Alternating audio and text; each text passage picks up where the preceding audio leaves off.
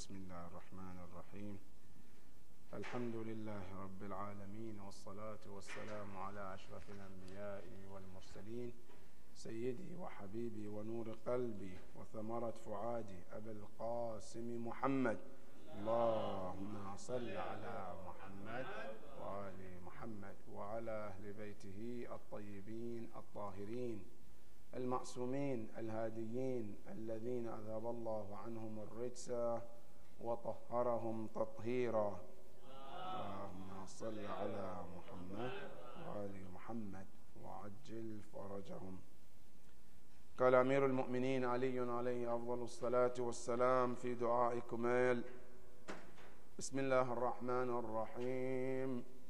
اللهم إني أسألك برحمتك التي وسعت كل شيء وبقوتك التي قهرت بها كل شيء وخضع لها كل شيء وذل لها كل شيء وبجبروتك التي غلبت بها كل شيء وبعزتك التي لا يقوم لها شيء وبعظمتك التي ملأت كل شيء. صلوا على محمد وآل محمد.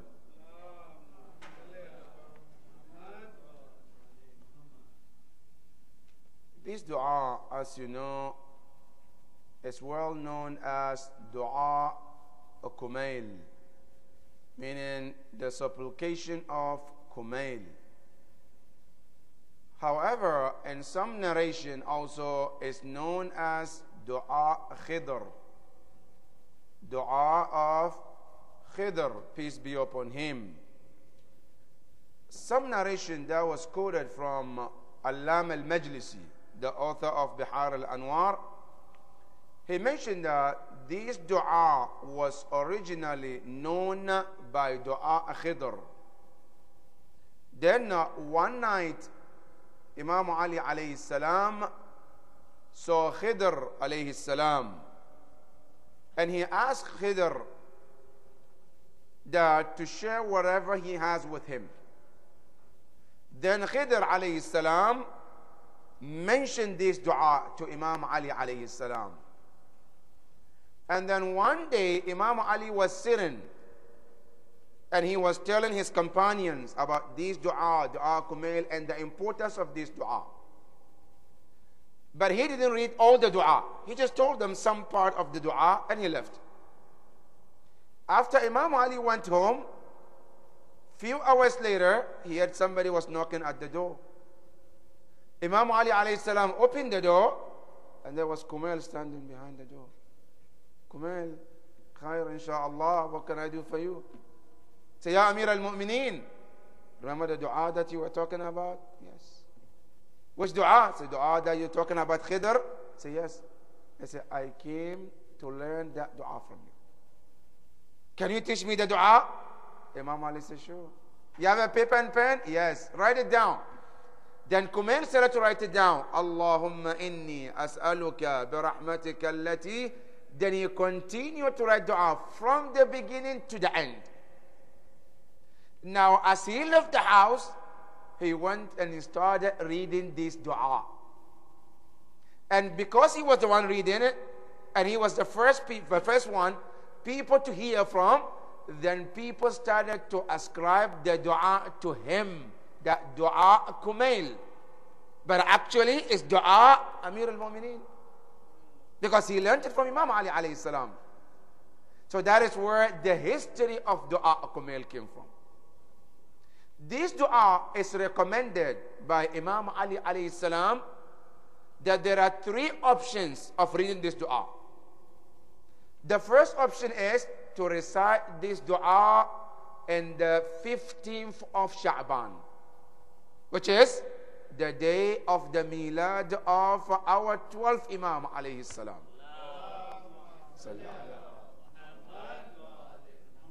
It's highly recommended. On his milad, on the 12th Imam's birthday, it's recommended to recite and read this dua kumail. That is number one. Number two, they say it's also recommended to read this dua every Thursday night. As we do it more often, every Thursday night, we sit down and read the dua. That is another recommendation. The third recommendation, they said, if you cannot read it on the 15th of Sha'ban, you cannot read it every Thursday night, they say it's recommended not to die unless you read this dua one time in your life. At least one in your lifetime, it's recommended to read dua kumail. Now question, what is the benefit of reciting dua kumail? When we read dua kumail, what is the benefit? What do I get? In dua kumail, when I read it once a year on the 15th of Sha'ban or every Thursday night, what good does it do to me as a reciter or the reader of dua kumail? Many hadiths from our imams. Number one, they say anybody who reads this dua kumail, Allah subhanahu wa ta'ala will prevent your enemies from hurting you. That is the first benefit. If you read this dua, any person, and they say enemies, whether the enemy is from jinn or the enemies is from ins, from humans, Allah will protect you from them. So in other words, it's a protection from your enemies. And do you have any, can any person say, I don't have any enemy? Is there anybody in the world who can come out and say, I don't have any enemy, so I don't have to read dua kumail? We do. And the enemies are more. And you know the enemies are more also in jinn and ins as well. That is the first benefit. Benefit number two, they say, dua kumail, it opens the door of rizq. A person having difficulty, because inshallah, as we're going to go through this, you will see that Imam is making reference of all this in dua kumail. For example, the dua of the enemies is وَكْفِنِي شَرَّ الْإِنسِ وَالْجِنِّ مِنْ أَعْدَائِ. Ya Allah, protect me from the evil of my enemies, both from the jinn and from the humans as well. So part of the dua kumail, Imam is mentioning them, your enemies. Allah, protect me from them. That is why you see the dua, it prevent and protect you from your enemies. That's number one. Number two, the rizq also. If a person is having difficulty of getting their sustenance, their rizq, one of the way that opens the door is dua kumail. If a person reads this dua more often, every Thursday night, trust me, your rizq will be given to you as easy as drinking water. And when you go to our scholars, they mention mujarrab. This is if tried and it worked. Because there are few du'as in dua from our imams which are known as to make your rizq very easy. One of them, dua kumail. The second dua also, that our scholars, they mention that if you want your rizq to come to you more often and read them on regular basis, is ziyarat ashura. Ziyarat ashura is one of them. You will be amazed. People had very difficult life. They couldn't find anywhere to get their rizq, but when they start reading ziyarat ashura, immediately Allah opened the door of rizq and things became very, very easier for them. These two du'as are known to be dua al-rizq, rizq of sustenance. If you want your sustenance, read these two du'as. That is number two. Number three, one of the benefits of dua kumail is being forgiven by Allah by the time you finish reading this dua kumail. Allahu Akbar. And you see, as we're going to come into detail, you will find that you see that Allah subhanahu wa ta'ala in Dua Kumail, He is being called by the beautiful names, and He's beautiful and the most favorite names He is being called in Dua Kumail. So Allah will never reject you when you call Him by His name and His favorite name. And Dua Kumail have all that. That is why Dua Kumail is very, very important. Because not only it also open your rizq, you also will be forgiven as well. Number 4, one of the benefits of Dua Kumail. If you read Dua Kumail, it's one of the benefit of Dua Kumail is to keep you healthy. A person who read Dua Kumail would always be healthy. Allahu Akbar. And and like we mentioned earlier, you see, every one of these, Imam is talking about them in Dua Kumail. For example, how am I going to be healthy? When I read Dua Kumail, Imam Ali is talking to Allah. He says, Allahumma qawwi ala khidmatika jawarihi. Ya Allah, make every part of me stronger in your service. After you read this Dua Kumail, Allah is going to make you a stronger one. Allahu Akbar. Another thing they say about Dua Kumail, reading Dua Kumail, it gives you more patience, sabr. In difficult issues, difficult time, difficulties, difficult situation, you don't have a way to be patient. Dua Kumail will give you that. And inshallah, there is a list of bunch of things our Imams, they mention as part of the benefit of Dua Kumail. But one of those main things is what we mentioned. Now this dua, it starts with the word Allahumma. And we mentioned last week the word Allahumma is a short version of the word Ya Allah. You are allowed when you make dua to call Allah, say Ya Allah, oh Allah, or you can call Him Allahumma. And you know what is amazing in Arabic? In Arabic, if you want to short a word, you can short it one way, but then you have to add something in return to show that something has been dropped from the word. For example, the word Ya Allah. See, what you drop from this word is the word Ya, 2 letters, which is Ya and Alif. Ya Allah. But then that word was replaced with 1 letter, which is Mim at the end, and it became Allahumma. The Mim was the word that was added at the end. But after you drop 2 letters, you replace it with 1, but it means the same thing. It means, oh Allah. And then the next thing you say, As'aluka. I ask you. I ask you, you're asking Allah. In Islam, we have different type of su'al. Su'al means to ask. But asking in Islam have different kinds. Now, which one are we talking to here? When we say, As'aluka, I ask you. Now, I'm just going to give you some example of different kinds of asking in Islam.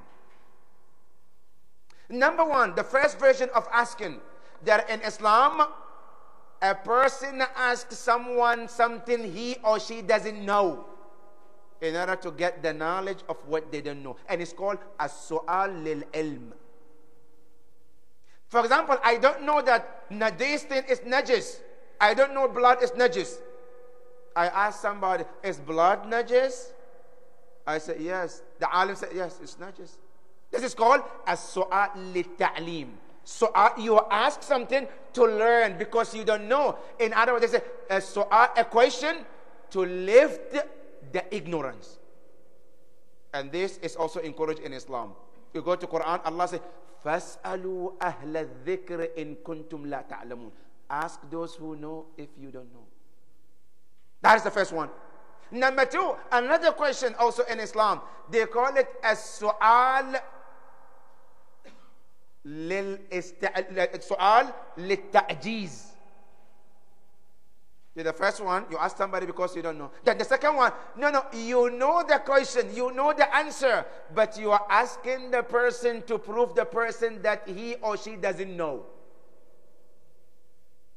Because there are four kinds of people in the world. Four kinds. Imam Ali said, "Ar-rijalu arba'a." Four kinds of men.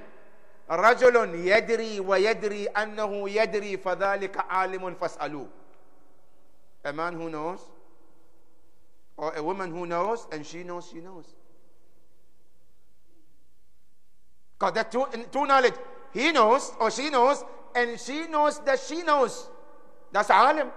Imam Ali said, ask them. Benefit from their knowledge. Number two, وَرَجُلٌ لَا يَدْرِي وَيَدْرِي أَنَّهُ لَا يَدْرِي فَذَلِكَ جَاهِلٌ فَعَلِّمُوهُ. A person who doesn't know, and he knows he doesn't know. That's the jahil. He said, teach him. That's group number two. Group number three, وَرَجُلٌ يَدْرِي وَلَا يَدْرِي أَنَّهُ يَدْرِي. A man knows, but doesn't know that he or she knows. He's knowledgeable, he knows, but he doesn't know that he knows. He always thinks he doesn't know anything. Or even though he knows or she knows, Imam Ali said, فَذَلِكَ غَافِلٌ. He is unaware. Wake him up. Tell him, you know. That is group number three. Group number four, which is the worst. The most dangerous one. رَجُلٌ لَا يَدْرِي. He who doesn't know, and doesn't know that he doesn't know. Two ignorance, right? Number one, he doesn't know. But then he doesn't know that he doesn't know. And in Arabic it's called murakkab, means form of two. Two form. Meaning ignorance of not knowing and not knowing that he doesn't know. So first you have to let them know that he doesn't know, and then teach them what they don't know. That's true. So now here this, Imam Ali said, if you find this type of group, I say, famqutu, these people, you have to let them know that because the disease is two. Not knowing is one, and number two, not knowing that they don't know. Now, with these two, they said sometimes the way you treat the person who doesn't know and doesn't know that they don't know is to let them know that they don't know by asking them things they don't know to show their weakness. That is one of the ways. That you tell me this question, which is called su'al ta'jizi. Question to show their weakness. And you see, this exactly happened with Imam Ja'far al-Sadiq alayhi salam. During his lifetime, with whom? With Abu Hanifa. Abu Hanifa was not a scholar, didn't study. But he was, for some reason, by learning certain things, he thought he became a big scholar. He became giving fatwas, started giving qiyas, doing analogy, and so on and so forth. While Imam knows this person doesn't know anything. But when he came to Medina, as soon as Imam saw him, Imam said, this is Abu Hanifa, right? You are the alim that was known in Baghdad? He said, yes. Imam said, good, I have questions for you. Now listen, the question that Imam is asking is not like the first one. We say he doesn't know and want to know. No, Imam knows the question and knows the answer. But he wanted to show Abu Hanifa that you don't know. But you don't know that you don't know. So the first thing Imam said, I have questions for you. He thought Imam was going to ask him, is there water, is halal, tahir? These simple questions. Go ahead, Ya Ibn Rasulillah. What is your question? Imam Ali said, question number one, as-salatu afdal am as-siyam? Fasting and the salat, which one is more important in the sight of Allah? Abu Hanifa said, I think salat is more important. You think? Yes. The Imam said, okay. Following another followed question. And that is, if salat is more important as you said, why is it that after Ramadan a woman has to pay the fasting she missed? She couldn't fast, but she would not fast. She would not pay the day she missed the prayers. If salat is more important, shouldn't you pay something that is more important? Ya Allah. Abu Hanifa now is standing. That's question number 1. And 0 answer. Question number 2. Ya Aba Hanifa. He asked him, he says, Ya Aba Hanifa. My second question is, Al-Maniyu Anjas Am al-Bawl. You have 2 najasa. But which one is more najasa than the other? And Imam, you can tell Imam is focusing on the fiqh because that is the most important and most difficult subject. Imam asked him, I said, we know there are certain kind of najasa in Islam because in fiqh we have almost 11 or 12 najasat. One of them is urine. The other one is sperm. Imam Ali said, between the two, which one is najis?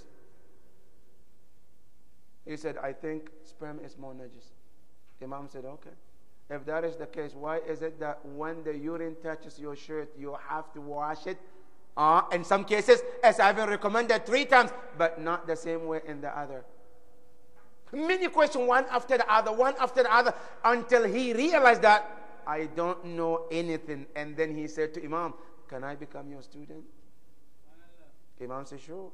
And he studied under Imam 2 years. And then he said, لَوْلَا السَّنَتَانِ لَهَلَكَ النُّعْمَانِ. If not because of these 2 years, I studied under Imam Ja'far al-Sadiq. I said, I would have been perished.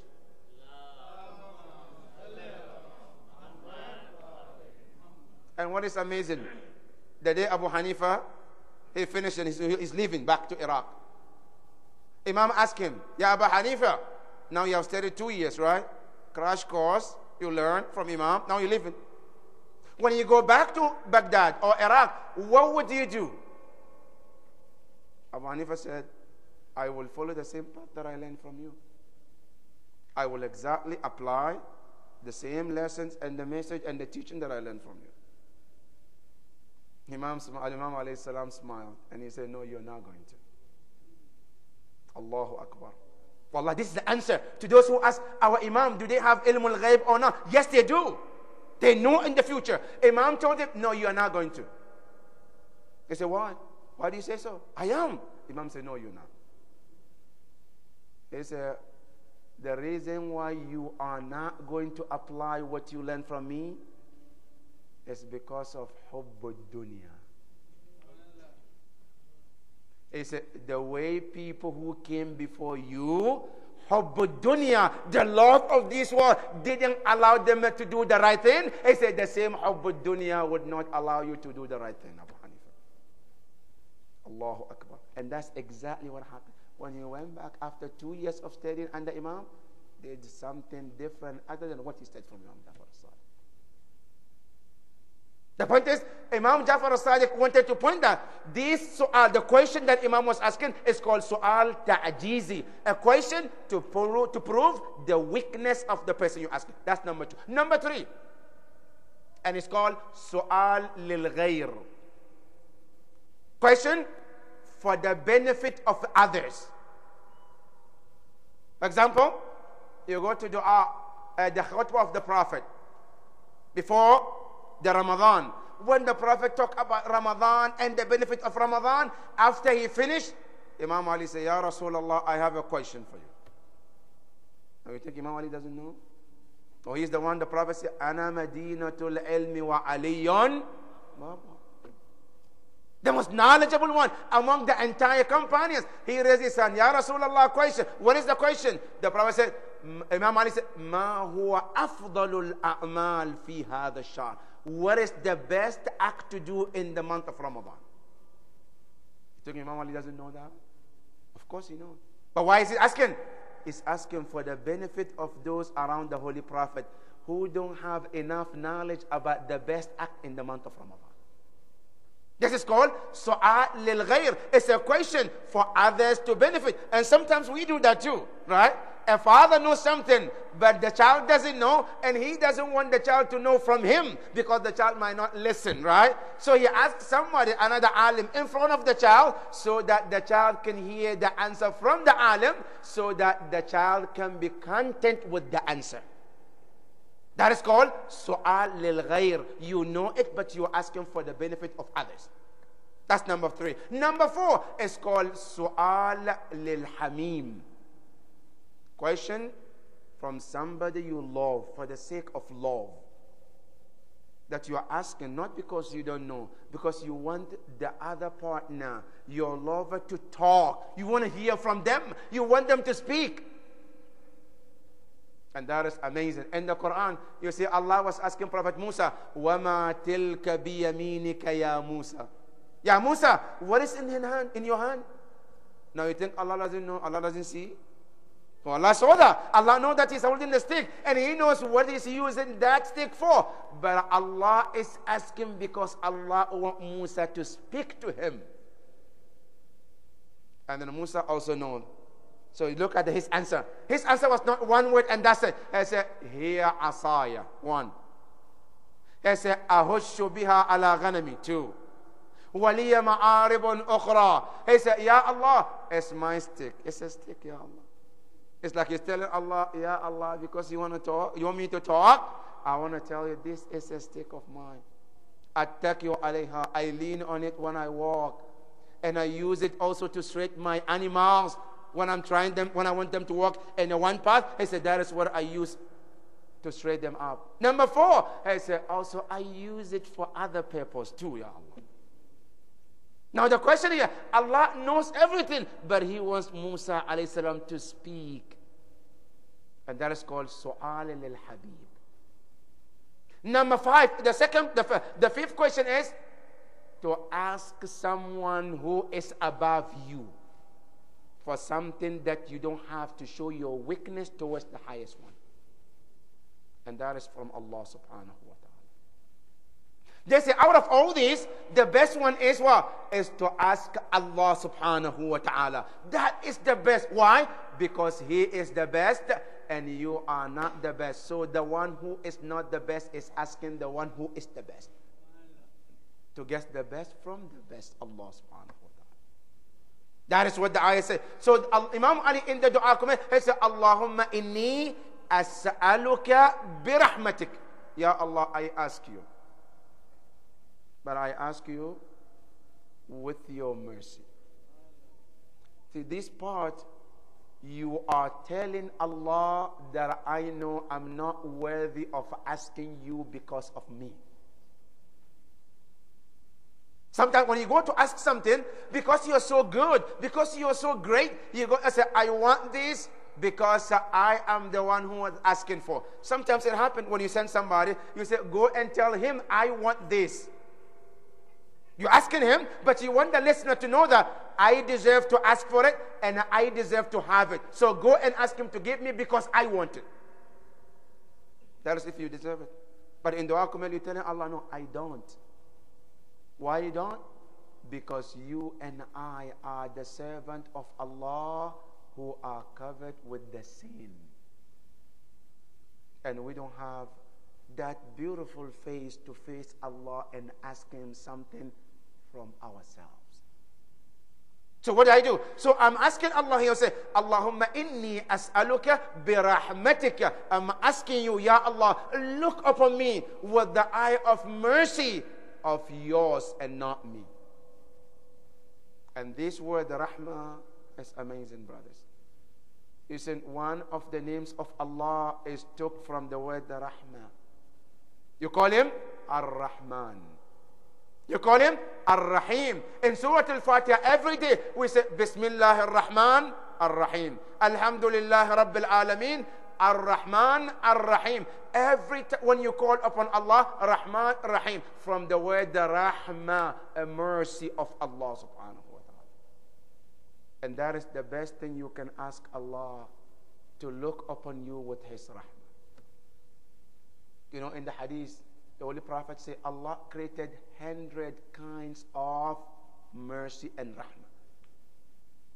Allah created 100 rahmah, but then you took one of that rahmah, and then distributed among all His creatures. Number 1, the rahmah you have between a mother and the child is from that one. The rahmah you have, and when I say mother and the child, I mean everything. Now take human being, a mother and the child, and go to the animals. Look at how animals, they have rahmah for their children. Then go even lower than that. You look at even the other creatures, how much they have sympathy with one another. That is from the rahmah of Allah. And then you come, a brother having mercy upon the brother. A father having mercy upon his son. It's all coming from that one rahmah.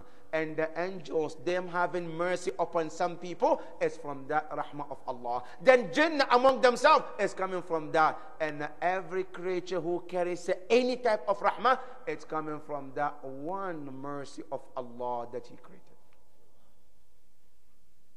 And you know the narration said, Allah, this one rahmah that He created among us, with that rahmah, Allah look upon you and I with any sin that we commit. As soon as He said, Ya Allah, Allah said, Na'am, Na'am, my servant, come on in. Allahu Akbar. You know, Musa alayhi salam, Prophet Musa, he asked Allah, he said, Ya Allah, if you have a servant who commits sin, first a servant who is in the ruku', and then he calls you, Ya Allah, how would you respond to him? Allah said, I say, Labbayka ya abdi. Yes, my servant. Then Musa said, I have a second question, Ya Allah. If your servant is in sajda, and he said, Ya Allah, what would you say? Allah said, I would say, Labbayka ya abdi. So, Ya Musa said, the third thing, Ya Allah, if your servant is in the middle of sin, and then he said, Ya Allah, what would you say? Allahu Akbar. Allah said, I will say to him, Labbayka, Labbayka, Labbayka 3 times. Why, Ya Allah? He said, because of my rahmah towards that man or that woman who is in the middle of sin. Musa alayhi salam said, one time a man was sitting and he was calling an idol, Ya Sanam, Ya Sanam, Ya Sanam, Ya Sanam, all night long. Sanam in Arabic means an idol. He is calling idol, idol, idol, idol, all night. He became very tired. Then by mistake he says, Ya Samad. See, Sanam means idol. Samad is one of the name of Allah. By mistake he said, Ya Samad. The angels in the heaven, Allah said, Labbayka, Labbayka, Labbayka, Ya Abdi. The angels, they turn, they say, Ya Allah, he has been calling Sanam, Sanam, Sanam all night long. It's just by mistake he says Samad. He didn't even mean it. Why are you responding to him, Ya Allah? Allah subhanahu wa ta'ala said, that is the difference between me and the idol. The difference is that I respond whenever my servant call me, and the idols don't respond to their callers, and that is the difference. That my mercy does not allow me to hear my servant calling upon me and not to respond to him. And that is the rahmah of Allah subhanahu wa ta'ala. In Dua Arafah, Imam Hussein alayhi salam, there is one part when you call upon Allah, he said, Ya Rahman ad-dunya wa rahimahuma. Oh, the one who is Rahman, the most merciful of this world and the most merciful of that world as well. That is the rahmah of Allah. So rahmah of Allah is one of the most important things, that when we ask upon Allah, we ask Allah something, always remember the rahmah of Allah, because nothing is above the rahmah of Allah. You know, even the heaven, Yawm al-Qiyamah, none of us will go to heaven because of my salat, my fasting, my hajj. No. None of us. Your salat is not worthy to take you and I to heaven. What is worthy for you to go to heaven is the rahmah of Allah subhanahu wa ta'ala. That is why the rahmah is very important. That Imam Ali in this dua, he said, Allahumma inni as'aluka bi rahmatika allati wasi'at kulla shay. That your rahmah has expanded to reach everything. Allahu Akbar. The rahmah of Allah is amazing, brothers. Nothing in this world can say they don't have the rahmah of Allah subhanahu wa ta'ala. Even the prophets in the Quran, Allah subhanahu wa ta'ala talk about Lut alayhi salam. Allah said, Lut alayhi salam, when we wanted to punish his people, Allah said, we told Noah to leave the city. Allah said, how did you rescue him? Allah said, فَنَجَّيْنَاهُ بِرَحْمَةٍ مِنَّا. We rescue him because of our rahmah.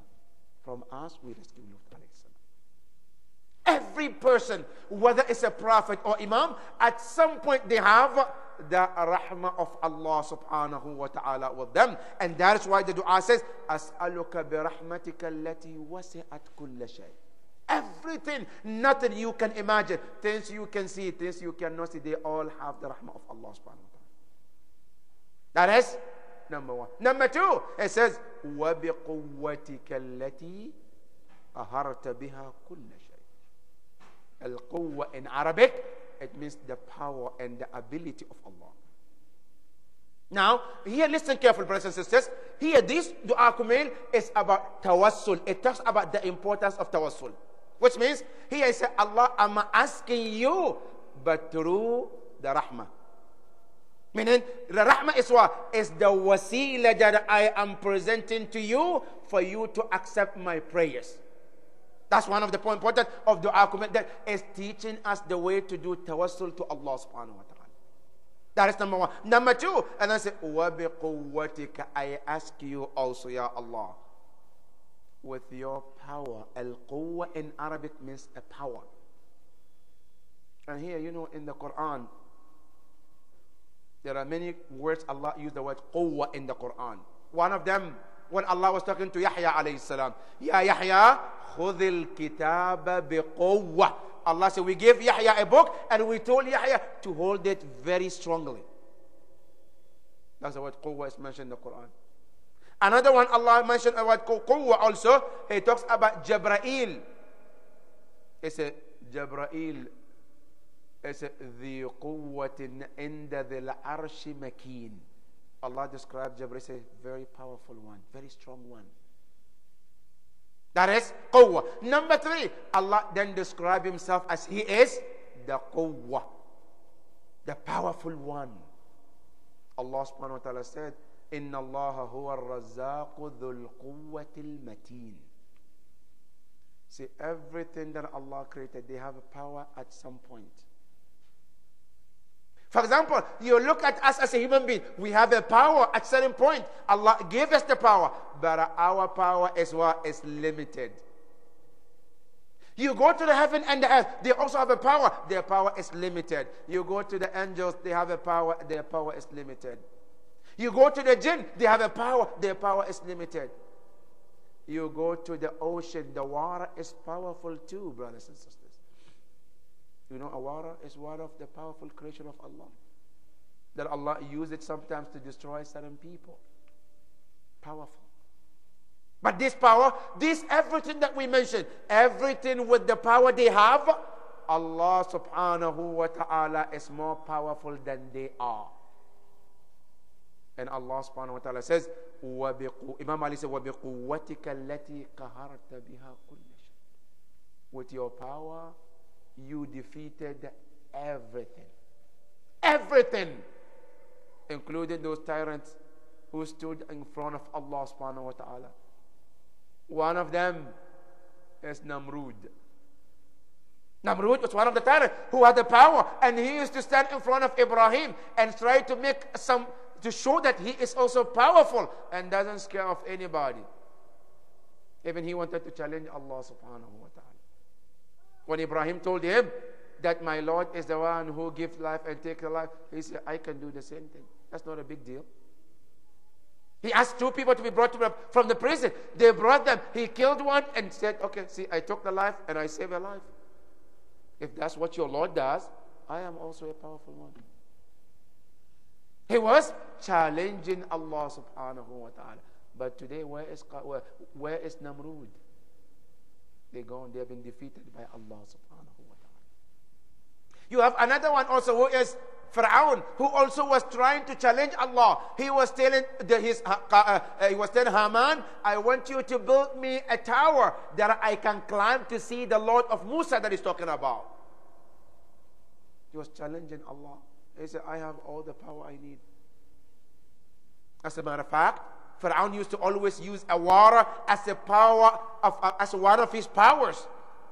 He said, look at these waters, these rivers that flows. He said, they all flows under my power. He said, under my power. Now when Allah wanted to defeat him, the same water he said it flows under him, Allah said, I'm going to make it flow on your head and see what you're going to do.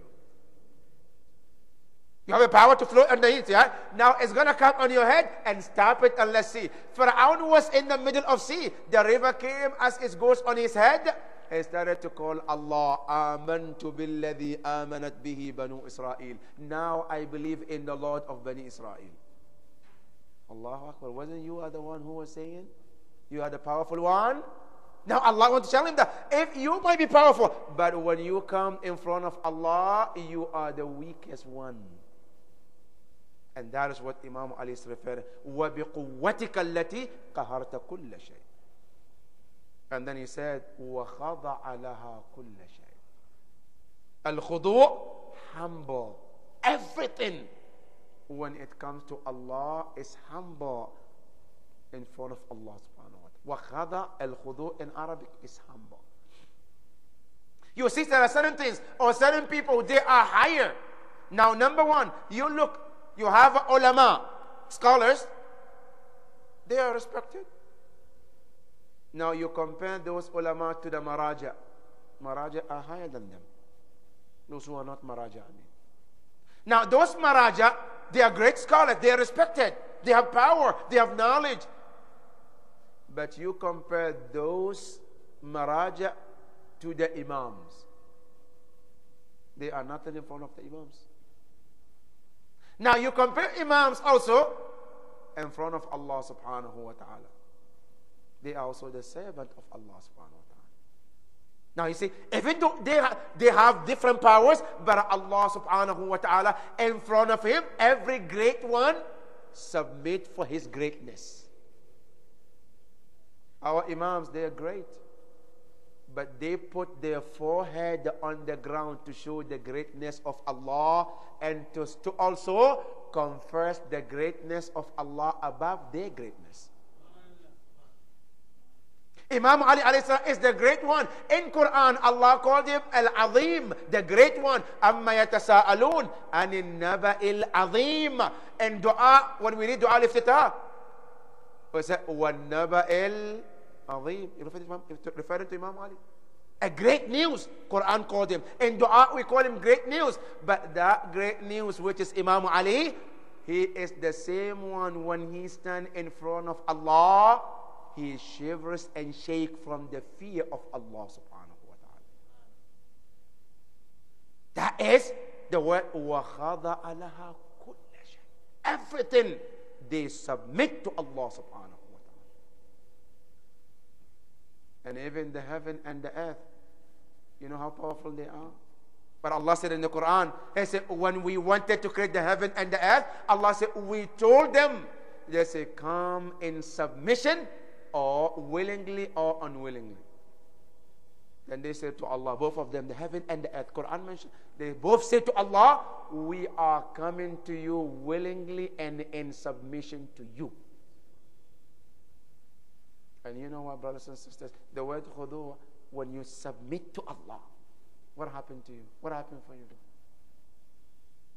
And when you submit to Allah, you know, in return, what do you get? In the hadith, you will become the person who controls the entire world.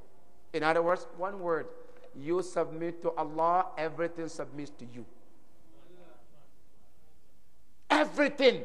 When you submit, you surrender everything to Allah. You will see Allah will make everything to surrender to you, and everything will become under your service. See the same word Allah subhanahu wa ta'ala used in the Quran. He told Ibrahim al-Khalil, إِذْ قَالَ لَهُ رَبُّهُ أَسْلِمْ. When Allah asked him to submit, Ibrahim said, أَسْلَمْتُ لِلَّهِ رَبِّ الْعَالَمِينَ. I surrender to Allah. Imam Hussein alayhi salam on the day of Ashura, he mentioned the same thing. He said, رَضًا بِقَضَائِهِ وَتَسْلِيمًا لِأَمْرِهِ. That is the word وَخَضَعَ. When you surrender to Allah completely, Allah subhanahu wa ta'ala says everything will be under your control. There is one beautiful hadith al-Qudsi. Allah subhanahu wa ta'ala says, Ya abdi sallimni. Oh my servant, surrender everything to me. Put everything under me. Let everything be under my control. Your nerves, your everything. Just surrender everything to me. He said, فَإِن لَمْ تُسَلِّمْنِي. If you refuse and say no, you refuse to submit to Allah, Allah said, أَتَعَبْتُكَ فِي مَا تُرِيدُ. Allah said, I will make you very tired in everything that you submit yourself to other than me. And then, وَلَا يَكُونُ إِلَّا مَا أُرِيدُ. He said, at the end, whatever you want to, it will not happen except what I want. And that is the ayah in the Quran. وَمَا تَشَاءُونَ إِلَّا أَنْ يَشَاءَ اللَّهُ. You can wish as much as you wish. You want. Allah said, at the end, your wish is within the circle of my wish.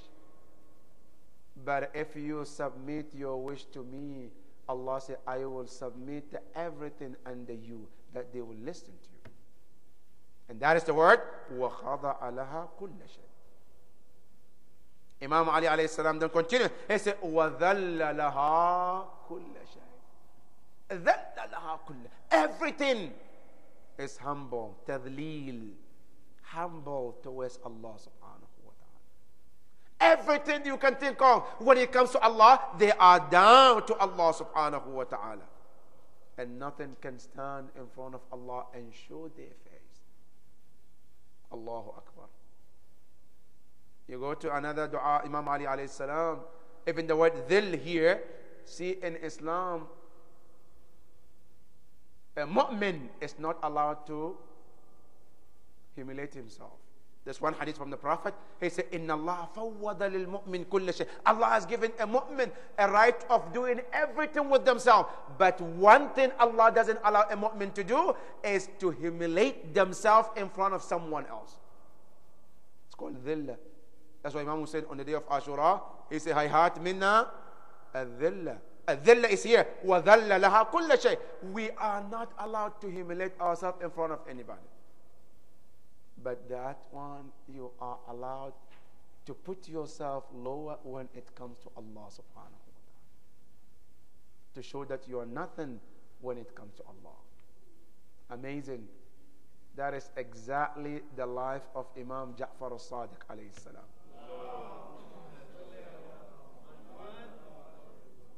You know, Imam Ja'far al-Sadiq, so I would like to end it here. Imam Ja'far al-Sadiq alayhi salam was known to be one of the pious one of his time. That the entire student who lived with Imam, they say when you look at his face, it tells everything. Just looking at his face, you can tell this is the pious one of his time.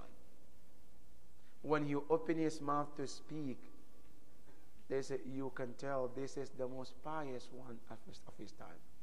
Every action that Imam Ja'far al-Sadiq does, you can see that humility. Imam Ja'far al-Sadiq alayhi salam, despite the fact he was the Imam, despite the fact he's the most knowledgeable, the most strongest one, the most kindest one, the most of everything. But when you go and you see him, when he sit with his student, you will think that he is one of the students as well. Humbleness of Imam alayhi salam. And this humbleness was the reason why people gathered around him. And people listened to him. And people respected him. But the same humbleness to Allah gave him the power and put the scares of him in the heart of the tyrant. That the tyrant of his time, they all scared of Imam Ja'far al-Sadiq. That the narration say one day, Mansur al-Dawaniqi, Lanatullah alayhi, he brought Imam Ja'far al-Sadiq to his house. And usually Imams, they don't visit those houses unless they're forced to come. When he came, they were sitting. Imam Ja'far al-Sadiq was asked different questions. And he was answering every question they asked. As they were sitting in the castle of Mansur, the narration said that then a fly came and stood on the nose of Mansur. He tried to kill it and the fly flew. The second time, the third time, angrily he said to Imam Ja'far al-Sadiq, Ya ibn Rasulillah, lima khalaq Allahu dhubab. Why did Allah create the flies? Imam looked at his face and he said, Ya Mansur, inna Allah khalaqa al-dhubab liyudhilla bihi al-jabbarin. Ya Mansur, Allah created those flies to humiliate the tyrant like you. That was the day when Mansur, when he heard this, because nobody can stand in front of Mansur to say these words except those who are people like Imam Ja'far al-Sadiq alayhi salam. The narration said, after this incident, Mansur said, "Qatalani Allahu in lam aqtul Ja'far." May Allah kill me if I don't kill Ja'far. And that is when he started to plot against Imam Ja'far. The first thing he did was to send his armies to attack Imam Ja'far al-Sadiq's house. The narration said, as Imam was in his house early in the morning, the soldiers of Mansur came and they attacked the house of Imam. When they attacked the house, they took everything. And then after that, they started to burn the house of Imam Ja'far al-Sadiq. The house was set on the fire. After they burned the house and everything, one of the companions of Imam came the next day to see Imam and see if there is anything he can do for Imam. As soon as he walked in the house of Imam, he saw Imam was sitting crying. And he asked Imam, "Ya ibn Rasulillah, this is not the first time they burn your house. This is not the first time they attack you. This is not the first time they hurt you." Imam said, "Yes, I know this is not the first time they hurt us. And I'm not crying because they attacked my house. I'm not crying because they took everything." He said, "I'm crying because of the scene they created on that day." What was the scene that they created? Imam Ja'far al-Sadiq said, "As I sat down, I saw my little girls. They were running from one room to another room, trying to seek a shelter from one room to another, and they couldn't find a room to shelter in." I said, that scene reminded me of the day of Ashura, after they burned the tent of Imam Hussein alayhi salam. I said, it's like those girls, they were running from one tent to another, seeking for a shelter. I said, that is the scene that I couldn't stand, not burning on my house. The entire companions, the narration said, they all sat together and remembered the tragedy of Imam Hussein alayhi salam. They all cried because they remember Sukaina alayhi salam. On that day when she was running from one tent to another, when she was looking around seeking for somebody to help her, no father to help, no brother, nothing, and she has to do it on her own. And the most hardest part, when the tragedy happened in the family, the ones who suffer the most are the little ones, because they don't know how to treat themselves and how to carry themselves, and especially somebody like Sukaina alayhi salam, where she has soul, because she is very related to her father, and she had a special bond with her father, Imam Hussein alayhi salam. The narration says, as she was running back and forth, she could not find a place to shelter in. And that is what broke the heart of Imam Ja'far al-Sadiq alayhi salam. That was the cause of the crying of Imam Ja'far al-Sadiq. The narration said after that they put the poison in his food, and few days later Imam Ja'far al-Sadiq alayhi salam suffered that poison, and the day of his shahada, which is today, Imam Ja'far al-Sadiq called all his family, and then including his son, and he said, "Bunayya idha mitta, oh my son, after I pass away, I want you to take care of my ghusl. I want you to take care of my kafan. I want you to take care of my salat. And then after that, I want you to take me to my grave. And then when you bury me, I want you to make sure that you go inside the grave and put my body in that grave."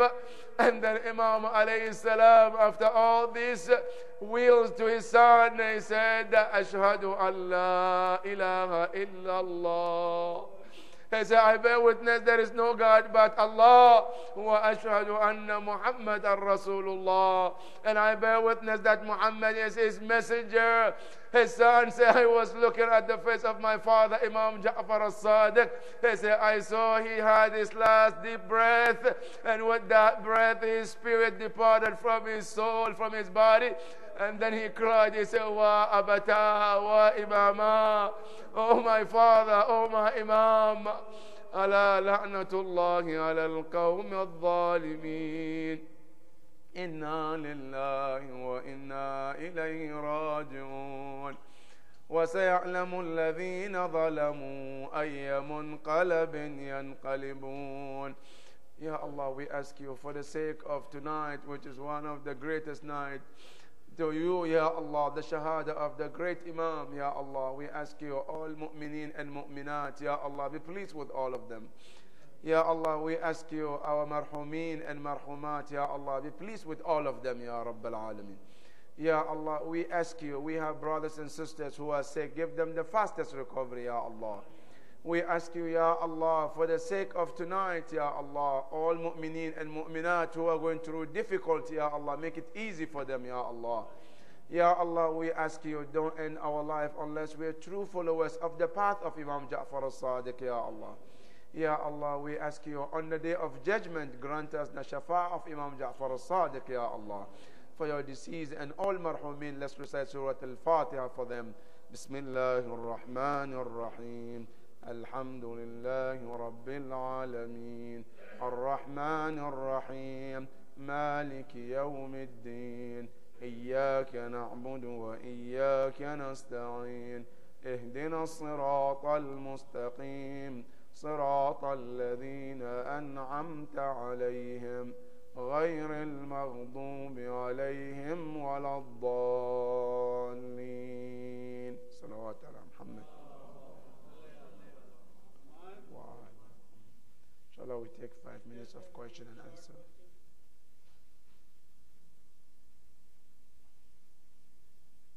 No question from sister. Anybody from brother side? Any question? Yes, yes. Maybe a question, Yes. more of a comment than question. Yes, please. When we are saying that La'natullah on Zalimi, Right. brothers and sisters, make sure you understand there are people who are going good on Rasulullah Islam today. That's right. I know that what I'm talking about. So in your heart or in your you should say La'natullah on Zalimi, La'natullah on Qasimi. They're making this this lies and all that. Right. They are insulting our Prophet. They are not Absolutely, absolutely. That's right. Brother is talking about, more is comment about the oppressors, people who are doing oppressed towards every human being. And oppression, is one of the most forbidden thing and the disliked thing in Islam. That when you go to the Quran, you see Allah have talked about this in many ayahs, that Allah subhanahu wa ta'ala talks about oppression. وَلَا تَرْكَنُوا إِلَى الَّذِينَ ظَلَمُوا فَتَمَسَّكُمُ النَّارِ. Allah said, do not lean on those who are oppressors, so then you will be punished by Allah subhanahu wa ta'ala. Any kinds of oppression to any human being is not accepted. And especially when that oppression comes from people towards the highest authorities or towards holy people, like the Holy Prophet sallallahu alaihi wasallam. That is absolutely an oppression, and we condemn this act, and we hope that those who do this disrespect to the Prophet and to the holy people, we ask the entire world to make sure that those people are brought to the justice. And we mentioned today in the khutbah that we as a Muslims, we are not allowed to disrespect any holy thing in the religion of any person. If there is anything that any religion respects, Islam says we ought to respect the same thing to them, because we want them to respect our holy things as well. Now that is the bottom line. But for somebody to go out of their way and disrespect the leader of Islam, and who they know that there are millions of people who respect him and know that he is the prophet to them, for them to come and do this and nobody talk about it, it's very hurting, even more than the action. Because the act is bad thing, but not speaking against those actions is even hurt more. And the bottom line is here, brothers and sisters, a few years ago, when Taliban wanted to destroy those statues in Afghanistan, including United Nations, they all stood against them. They said, this is some people's religion, and they respect them, and you're not allowed to destroy it. And I respect them for that, because they stand against destruction of certain things, certain people who look at them as holy things. But why the same people will not speak against those who write those things when they write against our dear Prophet? Why don't we see those people come forward and condemn this type of act? And why is it that every single time, or from time to time, we hear somebody wants to make a movie to disrespect our Prophet? One time somebody wants to make a comment to disrespect our Prophet. Why is this? For that matter, we hope that the leaders of those who are looking for peace, they will come forward and condemn this act, and not only to condemn, also to put an end to these type of things. And that is what we required. We required from all the leaders of the world, condemn this act and put a stop to it, so we can all live peacefully next to each other as a human being who respect the religion of others. Inshallah. And I hope that inshallah that happens soon as well. Inshallah. Inshallah. Yes, sister.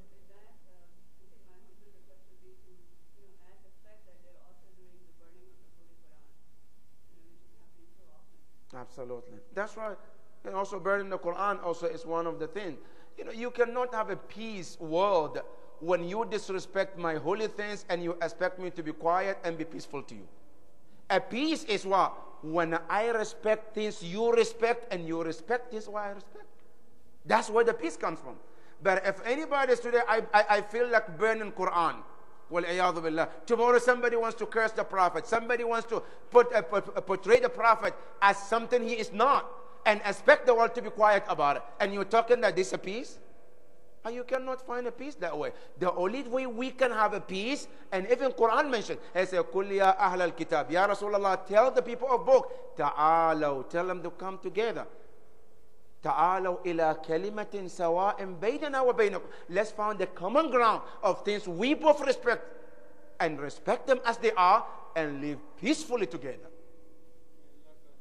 But they cannot disrespect our holy Prophet and expect that we will be quiet and everything will be normal. That's not right. And we are speaking on this not because they disrespected the Prophet. If tomorrow somebody wants to disrespect Prophet Isa alayhi salam, as a Christians, we are not going to be quiet. We will speak about it.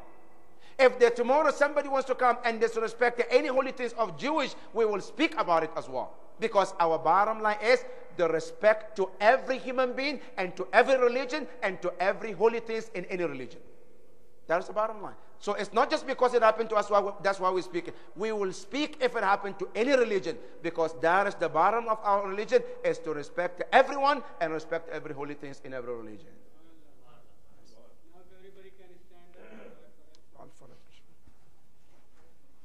بسم الله الرحمن الرحيم. اللهم كن لوليك الحجة ابن الحسن صلواتك عليه وعلى آبائه في هذه الساعة وفي كل ساعة وليا وحافظا وقائدا وناصرا ودليلا وعينا حتى تسكنه أرضك طوعا وتمتعه فيها طويلا برحمتك يا أرحم